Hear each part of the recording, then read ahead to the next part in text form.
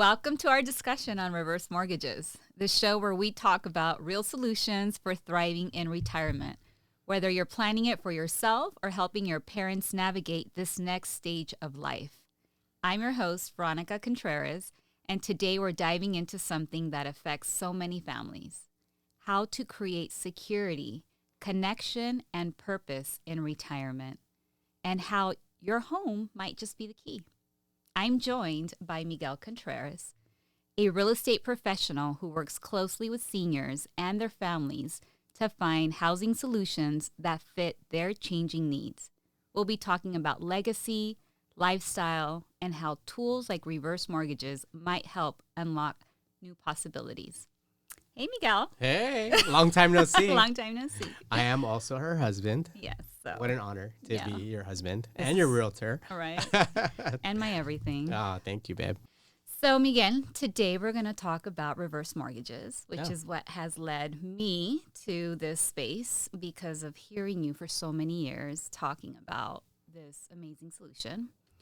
So, to get started, let's talk a little bit about your real estate. How long have you been practicing real estate? Forever. Feels like forever. No, it's been 22 years in the industry, 22 really amazing years. Some of them have been challenging. I've been through, as you can remember, tons of lows and some beautiful highs.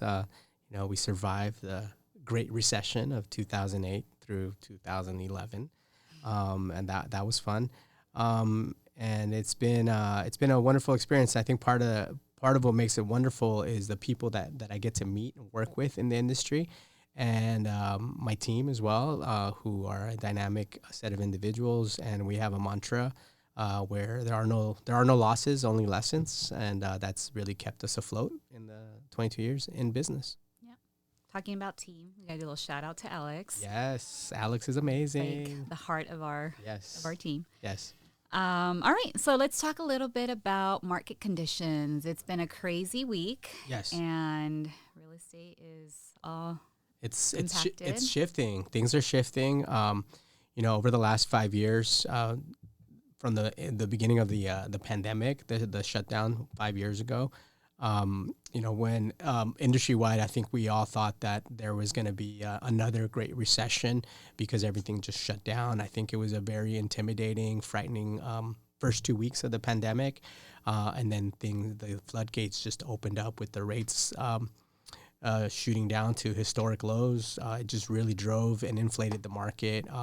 Lots of volume, lots of speed. Velocity was the name of the game the first 2 years of the pandemic through 2022.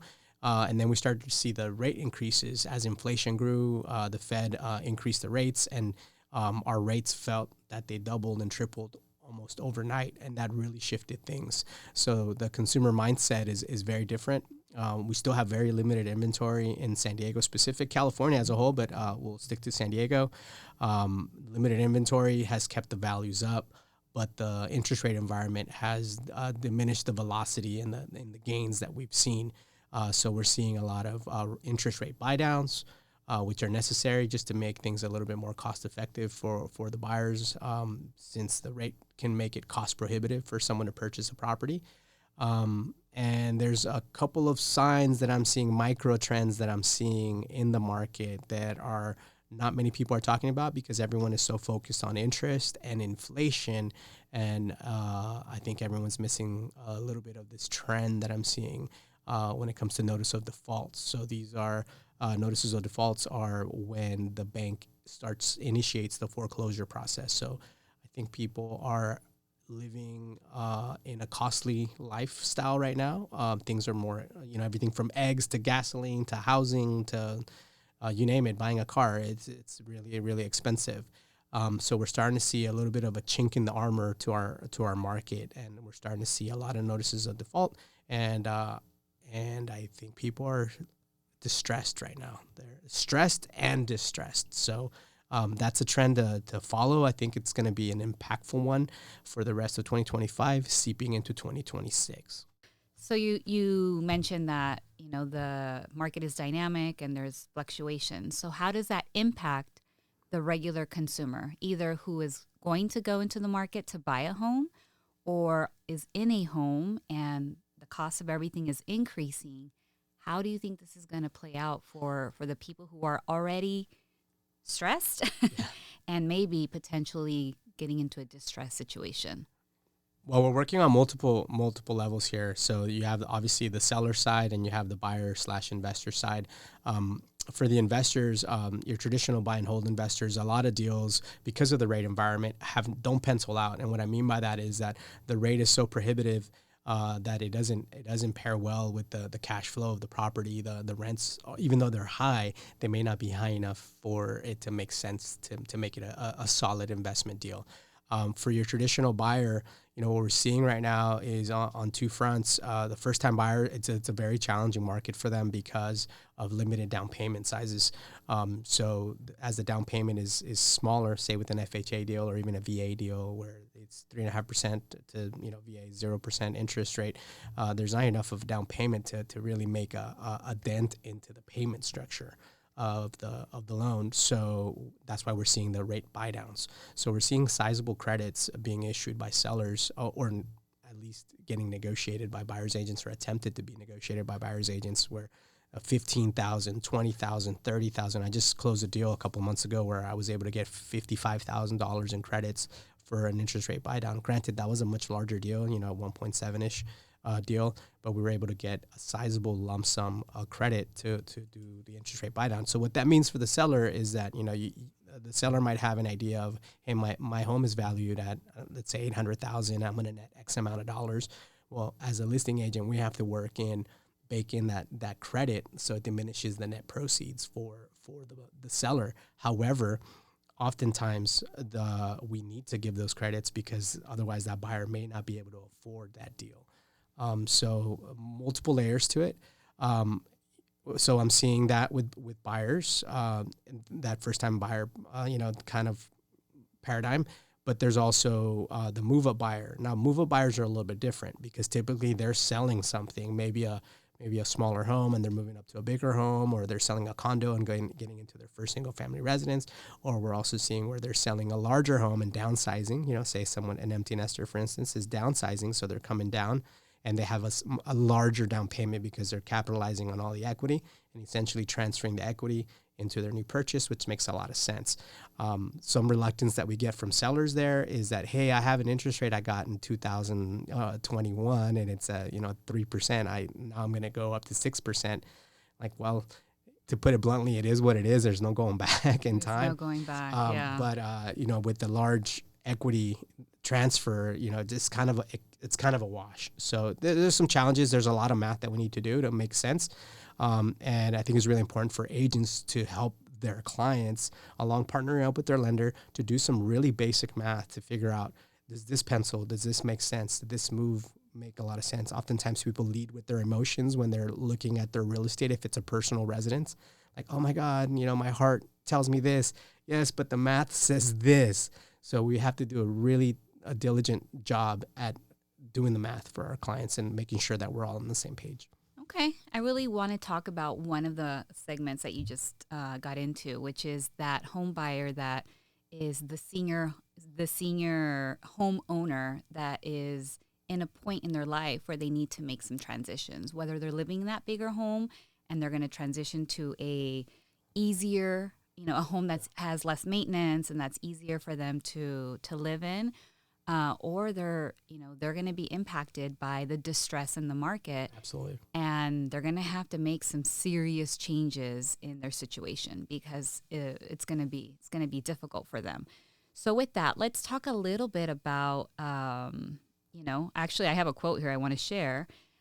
In 2024, AARP survey revealed that 20% of adults aged 50 and above, which is your age, have no retirement savings, and 61% are concerned about their financial security in retirement. Yeah. I mean, this is what I wake up to every single day, and I'm focused on retirement, on education, not only education for us, but for, the younger generation, because I'm so concerned about their future and lack of planning and saving, not because they don't want to, but because it's it's been really hard. The cost of living is really high in San Diego. I don't need to preach about it because we're all living it and experiencing it. But let's talk a little bit about this segment and really get into, any stories or any case studies that you have in your experience as a realtor working with families who are in these situations. Absolutely. Well, I think it's really important to note that demographics play a big role in our market drivers. About 15 years ago, the industry-wide, we were really excited. We were reading articles and going to workshops and seminars about boomers. Boomers are going to, they're the key to the market. They're the key to inventory because they were turning 65. 15 years ago, the oldest boomer was turning 65. They're retiring. They're going to want to move. They're going to want to, travel. They're going to want to do this and that. But we were just coming out of the Great Recession. People were really gun shy at making moves. So these boomers who, were predicted to take action and this awesome generation, massive generation of people, the hippies, the civil rights warriors, et cetera, were all going to take action and sell their properties and downsize and live a great lifestyle. It was going to give us the inventory that we needed. Well, it didn't happen. Have we seen any boomers sell their home? It hasn't happened. It hasn't happened. So the inventory is just kind of sitting there. So now boomers they're turning 79 and 80 this year, the oldest boomers, and they're still holding on to their property. However, 15 years of aging is a different ball game. So what I'm seeing now is their children, the Gen Xers, their adult children in their maybe mid to late 50s to early 40s, so to speak. These individuals are really stressed out because now maybe their parents are having some sort of cognitive diminishing or physical incapacitation or just some health concerns. And we have a lot of these octogenarians, septuagenarians who are living in these massive, massive houses by themselves. Oftentimes a single person living in a 5-bedroom house. Your parents, my parents. Right? They haven't sold them. Like, they're living in these big old houses and like downsize, right? And they're still not taking action, but the Father Time has a different mindset on this. So their hands are going to be forced to take action. And we're seeing that a lot. And with that being said, this is why this segment and this particular issue is really what made me so passionate about reverse mortgages. Now, I've never sold a reverse mortgage. I haven't done loans. I'm a realtor by trade. But 15 years ago, I really had my first foray into the reverse space. I was very fortunate enough to meet a gentleman, a good friend, Dan, who I met through my networking group, BNI, and he sold reverses. And I thought like everybody else that they were just these gimmicky products catered to seniors. I didn't really understand them. There was a lot of misconceptions and myths around them, and but it is kind of like a dirty word, right? A lot of people have this negative connotation of reverse mortgages. So if we really call them in a positive light, a home equity conversion mortgage, yes, that's a beautiful, a much better branding for the product. But it's a really great solution. It's a really great tool. It's not for everybody, but it's for a lot of individuals and a lot of people. A lot of different segments of the population can really take advantage of this loan product. And if I may share with you, Beto, my first case where I referred a reverse mortgage out was from this little couple, Joe and Maria. Joe's he was a veteran. He was in his late 70s. I believe he was 79 when I met him. He had served in 2 wars, believe it or not. And his little sweet little wife, Maria, they had been living in this nice little home, a 3-bedroom, 2-bath home. But they had a fixed income. They only had his VA retirement and their little Social Security account checks that they would get every month. So they were struggling to survive. I think their income as a whole from the retirement was about $2,100 or so. Oh, wow. That's all they got. In San Diego. Granted, this was about 15 years ago, but San Diego's always been on the forefront of expensive cities to live. So it was expensive then. It's expensive now. It's all relative. But they were, making about $2,100 a month in retirement funds. They didn't have any additional retirement accounts, nothing. They worked their whole lives, but that's all they had. And their housing expenses because they still had a mortgage was roughly around $2,300. Oh my goodness. So they were negative every month by $200. And they were in their late 70s. Scary. They were very nervous. They had a lot of stress. So a lot of their ailments were activated. The catalyst for that was their anxiety and stress, their depression. And, we look at these, our little grandparents and so forth, and we're like, oh, they're so happy and smiley, but they're really stressed out inside, right? And this poor little couple was so stressed and anxious, and I met them through their son, who was in his 50s. He asked me to meet with them to sell their house because they needed to make moves. They just couldn't afford it anymore, and the family as a whole just couldn't afford to really take care of them. I mean, they were all budgeting and contributing to their parents' lifestyles, but like, hey, this is not sustainable. We need to sell my parents' house. So I go there, I do the analysis, the comparative market analysis. I do the net, estimated net proceeds sheet. I discount my commission tremendously to help them out because with the mortgage amount that they owed and with the costs, all the closing costs, et cetera, they were going to come out with about $60,000-$70,000 if I remember correctly. So I'm like, yeah, you're going to make, this is what you're going to net from the sale of the house. What's your plan? Where are you going to move to? Are you going to move abroad? Are you going to move to Mexico? Where are you going to move to? No. We're going to buy a mobile home. We already identified one, and we're going to put it in a mobile home park down the street from where we live because we have a little community here and we want to stay in the community. Like, okay. I'm like, well, $30,000. Well, can I look? Let's look at the park. How much is the park going to charge you per month for the lot, the lot lease that you're going to get? And it was about $800. $800 a month. So $800 a month times 12. What is that? I don't know, let's do the math. $10,000. I don't know a year. Like you're gonna spend $30,000 to buy the mobile home, and then you only have $30,000 left, and that's gonna be gone in like a year and a half or two because you're gonna use it for your lifestyle. What's your plan then? Well, I don't know. We haven't thought that far. Right? We're thinking of today, tomorrow, and maybe 6 months from now. At the cost of myself here, because I make money selling property, and I just couldn't, in good conscience, sell the property. So I said, look, before you sign anything with me, I really think you need to speak to my friend Dan and talk about this loan product called a reverse mortgage. Oh man, Maria read me the right. No, I already know about that. The bank's going to take the property. No, they're not. I could talk to Dan first and figure it out. So fast forward a few months, they get the reverse mortgage. They qualified.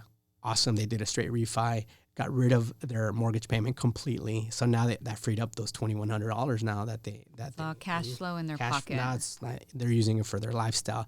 Their stress level just went away completely. Fast forward three years, Joe dies. So I get a call from Maria, and I'm like, Miguel, Joe died. What do I need to do? I'm like, oh my God, I'm so sorry for your loss. What do I need to do? I'm really stressed out. Like the reverse mortgage. What do I need to pay it off? No. You're a survivor. You're the surviving spouse. You stay in place. You don't need to do anything. So she's like, really? Like, yeah, that's it. So she obviously kept his VA retirement funds as well. So she's living her life and et cetera. 3-ish years more, she calls me, Miguel, I'm done. I'm tired. I don't want to maintain. I want to go to assisted living, et cetera, et cetera. I need you to come sell the house. I'm like, all right, cool. I go back down there. So now it's 6 years, almost 7 years since we met. Their equity had grown tremendously. So even with the mortgage balance from the reverse and taking into account the equity, now they had about $250,000. She's gonna have $250,000. Wow. So wow. So I go to the meeting. I show her the numbers. She's so excited. Oh my God, this is a game changer! And she starts crying, right? And she starts crying, and she tells me, Miguel, thank you so much for introducing me to Dan. You don't understand how much of a enhancement in our life that was. She's like, I was able to contribute to my granddaughter's college because I was able to buy her textbooks. I was able to, contribute some money for her to buy a car so she could drive to San Diego State. She's like, I would not have been able to do that if it weren't for the reverse mortgage. I'm like, oh my God, my heart melted. And then she gave me a bag of tamales, and I was like, thank you so much. That's an impact. Yeah. That's a huge impact, Miguel. Wow. That is a great story. What an impact that this reverse mortgage, and really that hearing you share those stories Yeah. with me is really what has led us here. Yeah. Because that's phenomenal. Yeah. That is legacy right there. Yeah. Why don't we talk a little bit about what a reverse mortgage is? Let's just get down very basic. Let's not get too complicated. I'll start. Let's say reverse mortgage is also called a HECM. You talked about that home equity conversion mortgage. It's a loan for homeowners age 62 and above, although 55 plus also qualifies. It's insured by the Federal Housing Administration. It lets you access a portion of your home's equity as tax-free cash. Yeah. So I think it's also important to note that it's a loan, right? It's a loan. So for people who have benefits, it's not considered extra cash that's coming into or extra income. It's a loan. So from a tax perspective, if you have Medicare, you still none of those benefits are impacted. Correct. What's the biggest deal about the reverse mortgage? Well, the biggest objection that I hear when I refer out a reverse mortgage, because I like to sleep at night, so oftentimes I'll choose not to sell a property to make sure that my clients are in a good space. There's a couple of myths that I dispel up front for them. The main one, as I shared, Maria, she thought that the bank took ownership of the property or they had control of the property. I'll let everybody know here that no, the bank does not have any rights to your mortgage. To the house. It's just like any traditional mortgage. There is a lien that's placed on the property. In California, we call that a deed of trust or a trust deed, just like any mortgage. So if you have a traditional mortgage, be it FHA, conventional, VA, whatever, even a private money loan, you have a trust deed on the property. So the property is encumbered. The same as it is with the reverse mortgage. The bank does not have control or say, to the property. Nothing at all. The second biggest, objection I get is that, well, when I die or when we die, then the bank then keeps the property and they sell it, and that's also untrue. It is a full-on, lie that does not happen. Just like any other mortgage, when you pass, your estate has power over, however you dictate it, has power over the property and the estate, however you deem it, in your will, in your living trust. They will do with that asset what you instruct them to do in your will. Let's trust. Elaborate a little bit on that one. So what happens? So a reverse mortgage is a negative amortizing loan. Mm-hmm. So instead of a traditional mortgage where the loan balance is, you're paying the balance and the interest and it's getting smaller and smaller and smaller. Yes. With the reverse mortgage, it goes reverse. It goes opposite. Increasing. Yeah. So the interest is accumulating along with the balance and your loan is growing. Oh. And so you're basically living off of the equity of the home. So when all of the couple, traditionally, if it's the couple, when they both pass, then that's when the note comes due. Yeah, absolutely. Right? And so then the heirs have options, just like they would in a traditional mortgage. Absolutely. They basically sell the property, or they can refi the property to keep it. Mm-hmm. That's basically it. That's it. Just as you would with a property that had a mortgage on it. So, So that's one of the biggest reluctances. I think people are really scared that maybe the mortgage will outpace the growth of equity. And in some markets, that might be the case. In San Diego, that's going to be really challenging because historically, our market growth has outpaced inflation. So the equity growth projected is substantial Upward. Enough. And the thing is with this product is that it's not like this gunslinger product that's just a kind of mafia style. Hey, loan shark, I'm going to give you this loan. And if you don't pay me back, I'm going to break your kneecaps. It's not like that at all. It's a very complex product. It's not, it's complex for a reason. It has a lot of safeguards and guidelines, and a lot of requirements, to protect seniors. It's a protected class. Senior citizens are a protected class, and we have to ensure that they're not taken advantage of. These safeguards, one of them is really well, one, you have to be 62 to get one. And in some instances, maybe 55. It has to be your primary residence. You know, you have to, that's the place that you live in. And you can't borrow all of your equity. So that's huge. And correct me if I'm wrong, because I'm Yes. just a realtor here, but so the way the lenders project their numbers and the way that they analyze this is much like a life insurance company has an actuary scale. They'll try to predict up to about 100 years of life. Correct. So if you're 70 and you're getting a loan, they're gonna work it up to about a 30-year, more or less, life expectancy. With vitamins and so forth and working out, maybe longer. But these days, yeah. But up to 100, and then they're trying to project the growth of equity of the property as well. Yes. So that in 30 years the property may be worth X amount. Granted, we don't know if we're going to do another Great Depression, another Great Recession, World War III. Who knows? We can't control for that, but they try to predict. And the goal really for the lender is that when the person or persons pass, that there is still a margin of equity available so that the mortgage gets paid off and that the estate has some equity to disperse as well. So there's a lot of safeguards for right. For and seniors. it's a very small, it's not a small percentage, but I think it's 40% where they're going to let you borrow off of your equity. Correct. So a lot of these senior homeowners, if they have a balance on their home, the balance is going to get paid. Yeah. And then, there's some options, right? If you still have a balance on your home, then you get to potentially take some cash out, or your mortgage just gets paid. But I think the big point is there's not a monthly payment. Yeah, that's a game changer for someone with a fixed income, who's scraping by to make it, kind of like Joe and Maria. Maria had to actually take on, she was 77 at the time. She had to take on house cleaning jobs. She was, she had arthritis in her knee and in her elbow, and she still had to go out there and clean just to make ends meet. So for someone like that with the fixed income, limited resources, it's a beautiful, beautiful tool. But it's also for people who have resources. It's not only for those with limited resources or a solidly fixed income. It's for everybody. Everybody can take advantage of this tool. It's a really cool product. So let's talk about some of these others. Let's talk about, somebody who prepared for retirement, who owns, a fairly nice home that's completely paid off. Yeah.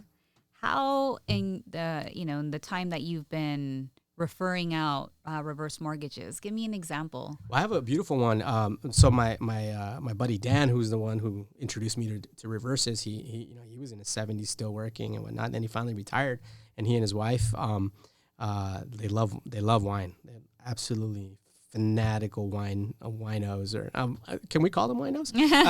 Wine connoisseurs. After a couple of nights, I do remember. No, they're wine connoisseurs, so they love to travel. So they really focused all of their travel around wine regions of the world. So they'd go to the Rhone Valley, for instance, and stay there for 6 weeks. Nice. Australia to Shiraz country, and then New Zealand, South Africa. Wherever there's wine, they would go. They'd go to Washington State. They'd go to Napa, Sonoma. Wherever there's good wine, the best wine, they would go, and they'd stay for 6 weeks to 2 months. Nice. Dan and his wife they had 2 children, Gen Xers, probably in their 50s, and they both lived out of state. And the kids did not want to come back and live in San Diego. And Dan had the home that they lived in was a 5-bedroom home with a pool, large lot, half-acre lot. He loved to garden. And he called me one day and he said, "Hey, Miguel, you know what? I'm really fully retired now. We're going to be traveling a lot more. I want you to sell my house." I'm like, "Dan, your beautiful house, you're going to sell it? Why?" "Well, when I travel and I come back, all my plants are dead. No one takes care of the house as good as I do. There's always stuff that's broken. And when I come back, and I'm just tired of dealing with that. So what I want to do is I want to sell it. It's paid off. I want to sell it and I want to buy a condo in Little Italy, because Little Italy, I can walk to my favorite little wine bar and drink as much as I want to drink and crawl back to my condo. And he's like, and it's only a 2-minute Uber ride from the airport. Wow, it sounds like an amazing lifestyle, Dan. Yes, let's make it happen. So we sold this house. It was paid off free and clear. You know, I don't know, this is a few years back, probably thinking about 700 or so, I think is what we sold it for. And we sell it. He has an influx of cash. And I'm like, well, Dan, are we going to buy the condo cash? He's like, no. I'm going to keep some of that cash for myself.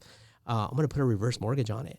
Like, wait a minute, you're going to put a reverse mortgage on it. Why? You have all this cash. You want to have a mortgage payment. He said, Miguel, I won't have a mortgage payment with a reverse. And I want to keep some of that capital so that I can, you know, travel some more and do some other investments and maybe give some to my kids. And I just want to have a really fun lifestyle. And yeah, the reverse allows that for me. I don't have any mortgage payments, Miguel. Remember, I only have to pay for my property taxes and my HOA, and I just have to maintain my property. That's it. That's all I've got to do. So yeah, I'm gonna get a reverse mortgage. So I think he got a reverse for about $250,000 or so. How old was Dan? I think at the time he was probably 77, 78-ish, or give or take. Mm-hmm. So yeah, he had the best lifestyle. And remember, we would go out with them to dinner. I remember. And everybody knew him. He was the mayor of Little Italy, man. Oh, yeah. Hey, Dan, how you doing? Yeah. And the wine glasses were already served. Like, I didn't order anything. Oh, don't worry, you're with Dan. This is what you're going to get. Yeah. He loved it. The best lifestyle ever. Game changer for him. But he had resources. He had a really good retirement account. He had a lot of investments. So he had a lot of cash flow. But he understood that the cost of living is expensive. Well, I'll use a reverse mortgage. Let me keep some of my capital and use it for other things, for fun and for other investments. So he would keep the cash flow going. So that's a great tool for him. Oh my goodness, that's a great example. And I really liked how you touched upon the obligations of a reverse mortgage. Yeah. We haven't, really gotten into that.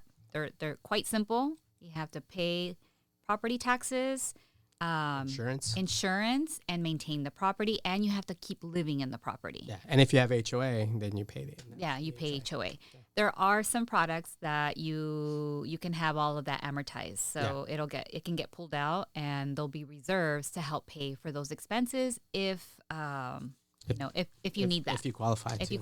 And if you need that. We talked about debunking. We can get into our last story. Yeah, well, okay. I guess, like I said.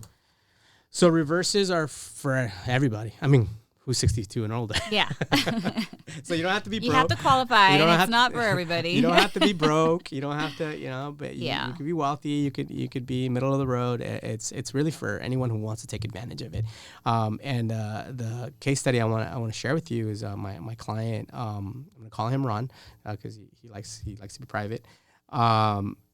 This is about 5 years ago. He was about 75, I think, when he called me. He had multiple properties, rentals, and he calls me and he says, "Hey, Miguel, I want you to sell all of my rentals. Please sell everything off." Like, all right, are you sure? He's like, I'm tired of having tenants who call me in the middle of the night, even though I have a property manager. I'm tired of spending and investing money in repairs. I'm tired of insurance. I am tired of making those mortgage payments, and I'm tired of chasing some tenants who don't pay me on time. I'm done. I just want to sell everything. I go, well, Ron, you have some capital gains exposures. What do you want to do at 1031? He's like, well, tell me about a 1031 exchange. I'm like, well, to do a 1031 exchange, you could do one of two things. You have to either take all of your proceeds and purchase other property. No, I'm going to stop you there. I don't want any more property. I'm done. I don't want to own anything anymore. Like, okay, well, we can put you in what's called the Delaware Statutory Trust, the DST. It's a real estate investment trust that's coded by or allowed. The IRS considers a like-kind exchange. So you take all your proceeds into this DST, and I don't want to go too much in the weeds in this one. And the DST then invests it in much larger projects, so that you qualify as a like-kind exchange, and then you get cash flow every month. So he thought it was BS, and I'm like, check with your financial planner. I go, I don't sell DSTs, but they're a great product, and we'll do another video on those. But so his financial planner provided those solutions for him, and we exchanged all of his properties into this DST, and he was actually making more money, cash flow, than he was when he was renting his properties out, because he didn't have the cost of repairs, maintenance, insurance, and the property manager who was charging him 10% of his gross. Phenomenal. So calls me one day, super happy. He's like, man, Miguel, I wish there was a DST that I could do for my own house. So I can get rid of my mortgage payment. I go, well, I do have something similar for you. Let me refer you out to a reverse mortgage lender. Like, well, no, I don't, same thing. No. Reverses I know are about bad. those reverse, the mob style kind of lending. I'm not into that. No. Let me explain it to you. So I explained it to him, debunked all the myths about it. And he got a reverse mortgage and got rid of he had a $500,000 loan, I believe. His property in Benito was worth about $1 million or so. And he got rid of it. He's like, why? Calls me, why doesn't everybody do this? I'm like, I know, everyone should do this, right? If they're, especially in your position. So he had cash flow. He had other investment, some luxury cars that he loved to purchase, these classic cars. He's like, man, I'm so happy. I want to tell everyone about reverse mortgages. I have no mortgage payment, just my property tax. I have all this cash coming in. Man, Miguel, I'm going on cruises every month. Oh, my goodness. So, yeah, he's been living a good lifestyle. So now he's probably, 80, I think now. It's about 5 years ago. Wow. So wealthy man with, a large property, with great values on the property. His property now is worth about $2 million, as I mentioned. So he started off, because it's grown so much in value in his particular neighborhood. And he's outpaced the balances on his reverse. So he's sitting pretty. And no mortgage payment. No mortgage payment. Wow. Nothing. That's an amazing. I love that story. Yeah. We're going to have to do a little follow-up and see if we can get I'm going to try to get him on camera and get do him a case study. Yes, do a little case study with interview him about it. So that's amazing in his beautiful home. Oh, yes. Okay, so let's talk a little bit on how to prepare for reverse mortgage. So what we're seeing a lot of the clients that I've been talking to, it's too late. Yeah. There wasn't good planning because who can plan for a crisis? I mean, you can plan for it, but a lot of times, especially right now with things happening so quickly, job losses. That's been a recent example where we talked to somebody who lost their job, and she was a senior, and it just she didn't qualify for a reverse mortgage. So while you can qualify, there's there's a lot of safeguards around the reverse, but you don't need to have exceptional credit to qualify. No, you don't really need to have sizable income to qualify either. You just gotta own you be owner of the property.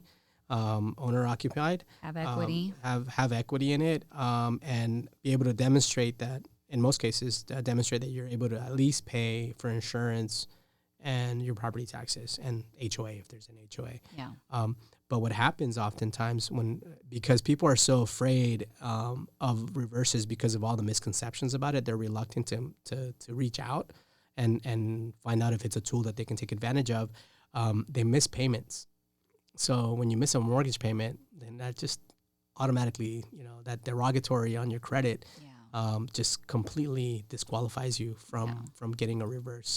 So if you're listening or viewing this and you find yourself in a situation where you might be missing payments, give Veronica a call because we want to get ahead of that. And there's no commitment. You don't have to do anything, but at least we get ahead of it. So that's a big one because it's sad because if they would have called us even just a month sooner, we would have a solution for them. So that's a really big one that's heartbreaking because we have this tool at our disposal. Yeah.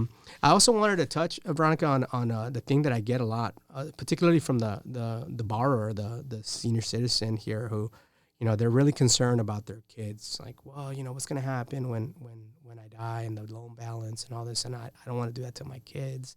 And really, because I'm dealing a lot more in this space and I'm selling a lot more property for Gen Xers, taking the lead on their parents' property. Yeah. And really what I want to tell the parents, these baby boomers, that your kids are really stressed. They're really worried about you. They're concerned about your well-being.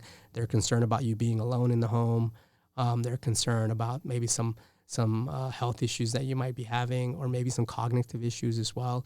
That might be upcoming. They're really stressed out, and I find that oftentimes these adult children in their, sometimes in their late 30s, but early 40s to 50s, they have their own family to take care of. They're budgeting for college. They're budgeting for daycare.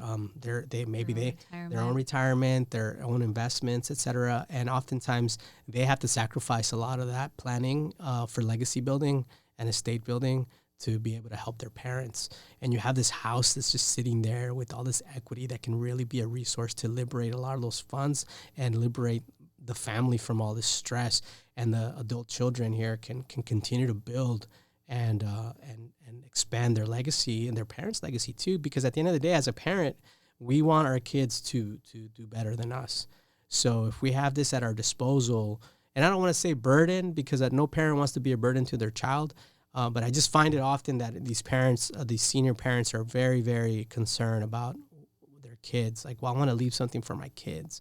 Like, yes, but you're also oftentimes maybe robbing your kids of the opportunity to build their own legacy, build their own castles, so to speak, because they're spending precious funds time and resources, and they're taking it away from their legacy building as well. So, and as a parent, we want our kids to really do well. So I do want to speak directly to the borrowers here who may take advantage of a reverse, that your kids want to help you, but they also need help. And I think the reverse could be a really good help for the entire family as a whole, as a unit. It can liberate a lot of funds and resources for them. That's very true, Miguel. And I know that you've shared with me in the past that when you ask the children, they're not looking to keep those monies for themselves. No. So really what they want, what the kids want to do, and the way we work too, when we partner up with the reverse mortgage lender like yourself and attorneys too, we really do a lot of planning for individuals, because really what we want to do is take this equity and use it for the benefit of the parents. It's not for the kids. Yeah. The kids, the adult kids, really want their parents to thrive in their elder age and their golden years, so to speak. Live their best life. And as a parent, we're parents, and what makes us happy? We love it when our kids' grandparents are happy and enjoying them and interacting and conviving with them, and it's a beautiful thing to see. And if the grandparents if they're too stressed and too depressed, too anxious to engage, it kind of breaks up the family unit. It adds a level of anxiety and tension that's just, we have limited time on Earth. And, as these seniors get into their 80s and so forth, the runway is shorter. Yeah. And how many more Christmases are left? Oh my God. You're going to make me cry. I know. Jesus. I'm sorry.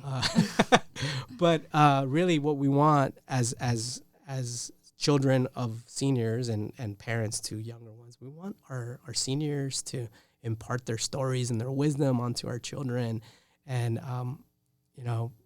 it's stressful when an adult child has to sacrifice resources and time and just always be worried about the parents. And granted, it's a circle of life. There's a reversal of roles, so to speak now, but when you can unlock something as powerful as the equity to enhance the lifestyle and the interaction with the family, to keep that fine thread and weave just intact for the family, it's a beautiful thing. It's a beautiful legacy. Yeah.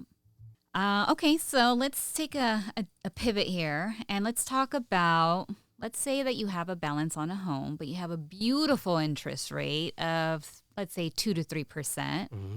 Nobody wants to touch that. Yeah. Nobody wants to touch that. So there's some reverse products. Yeah, you just put me on to it. A reverse second. Yeah. Yeah, you tell me about it. So the reverse second allows you to just get a second on your home, and it's a fixed interest rate, and it allows you, we would compare that to like a HELOC, right? What are your options? You can get a home equity. Home equity line of credit. And then the blended rate, if you take the rate of the HELOC and the mortgage at 2.5, Yeah.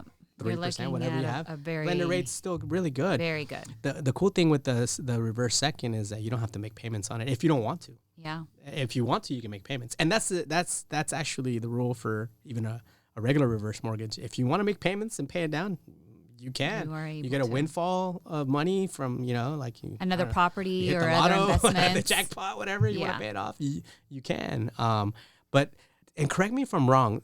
Because I'm new to this information with the reverse second, you can be 55, right? You can be 55 to get a reverse second.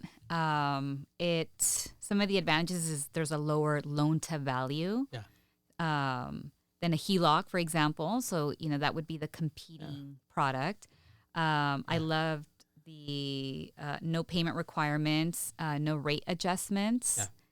And you can be younger. I can think of a few clients right now who are, 55 or even 62 right now who have, they're still working, their businesses are thriving, but it could probably take advantage of and free up a good, 100 grand or more and invest it in other things. Yeah. Because you could do whatever you want with the money. Yeah, right? You can do whatever you want with the money. You can buy another home. So those are examples of how people are taking advantage of a reverse second. Costa Rica's calling. You can even go buy an investment property. You can get a duplex. You can do whatever you want. You can use it for travel. You can pay for medical expenses. There's the money is yours to do what you want with it.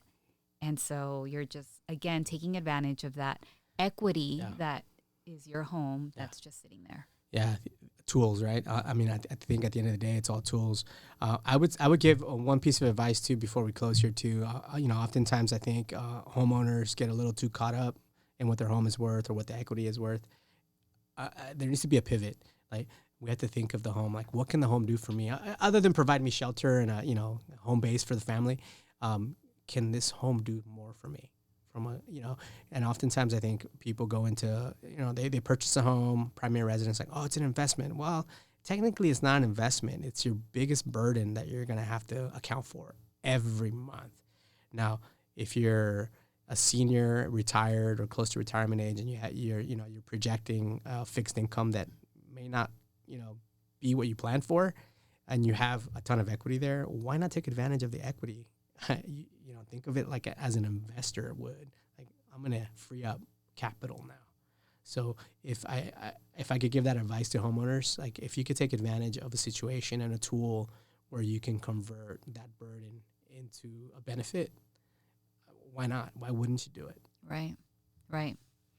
Well, we're going to be talking about all of these things and more in our upcoming seminar that we're going to be it's going to be education focused because that's what this is. This is just talking about facts, talking about, what is a reverse mortgage, answering all the questions, talking about the elephant in the room, which is all of the myths because it was not so regulated, in the past, but that has changed dramatically. So we'll be talking about that. And I would say, if you're a senior with some of the concerns that we just talked about, definitely come.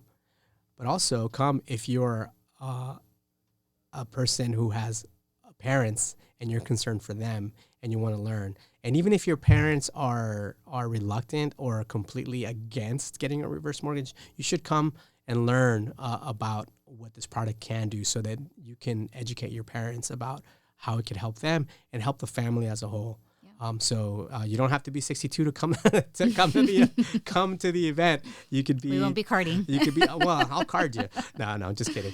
But you could be just anyone who has interest in learning about this product and how it could help your parents, help your family, help your aunt, your uncle, whoever. Because we all have someone in our family right now who's in distress and needs help, and they have this tool at their disposal. So come and learn, come see how it can help. And, if it's not for you, we're going to have food and drinks, so come have a good time. Hello. Wanted to make sure that you had all the details for our upcoming reverse mortgage seminar.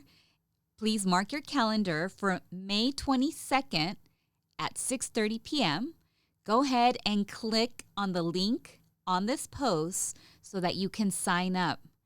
Space is limited. We look forward to seeing you at our reverse mortgage seminar. Take care.